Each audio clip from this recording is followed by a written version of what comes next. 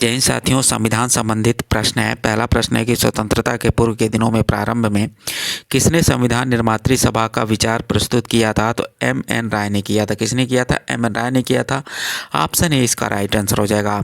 उसके बाद अगला प्रश्न है कि भारतीय संविधान सभा का गठन किया गया था, तो इसका राइट आंसर हो जाएगा कैबिनेट मिशन योजना 1946 के अंतर्गत किया गया था। ऑप्शन सी इसका राइट आंसर हो जाएगा। ये क्वेश्चन देखिए कितनी बार पूछा गया है, ये क्वेश्चन आपका कई बार पूछा गया है।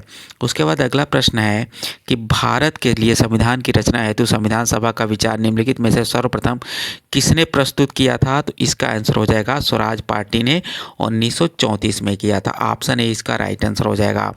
उसके बाद अगला प्रश्न है आपका, देखिए अगर आप यूपीपी की तैयारी कर रहे हैं तो मैं आपके लिए एक बुक रिकमेंड करूंगा जो कि चच्चू प्रकाशन की बुक है। किसकी? चच्चू प्रकाशन की बुक है, 2024 की ये लेटेस्ट बुक है।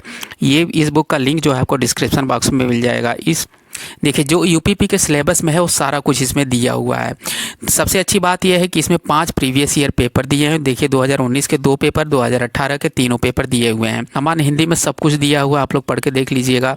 सामान्य ज्ञान में सब कुछ दिया हुआ है, भूगोल से लेके भारतीय इतिहास। इस बुक का लिंक जो है आपको डिस्क्रिप्शन बॉक्स में मिल जाएगा, तो ये बुक लेकर आप अपनी तैयारी कर सकते हैं। ये बुक आप ऑनलाइन ऑफलाइन दोनों मिल। एक निर्वाचित संविधान सभा द्वारा भारत के संविधान का निर्माण करने का प्रस्ताव किया गया था, तो क्रिप्स मिशन द्वारा किया गया था। ऑप्शन सी इसका राइट आंसर हो जाएगा।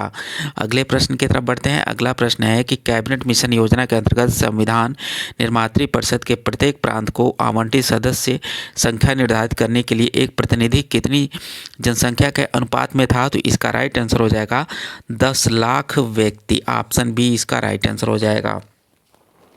उसके बाद अगला प्रश्न है कि इन व्यक्तियों में कौन कैबिनेट मिशन का सदस्य नहीं था?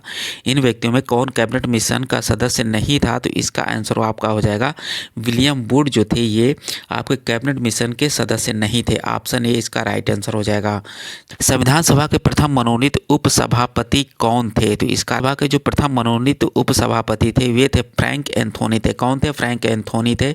ऑप्शन डी इसका राइट आंसर हो जाएगा। चलिए अगला प्रश्न है कि संविधान सभा की प्रथम बैठक हुई थी, तो संविधान सभा की जो प्रथम बैठक हुई थी आपका वो हुआ था 9 दिसंबर 1946 को। ऑप्शन ए इसका राइट आंसर हो जाएगा।